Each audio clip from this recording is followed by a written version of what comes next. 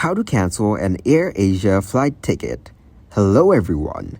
In this video, I will show you how to cancel an Airasia flight ticket. First of all, open up the web browser. After opening the web browser, search for the airasia.com website over here. Once you get into their official website, click on Chat with their support team member from bottom right corner. Then, it will introduce itself and now you can take any help from them. After that, choose the travel block and select the Airasia flights option from here. Now select the flight cancellation refund option from popular topics. Then click to choose the credit account. After that, select the credit account request. Then, it will ask you to enter your key and your booking number to cancel the flight. So do that to cancel your flight. Thank you guys for watching this video. Hope you got some value.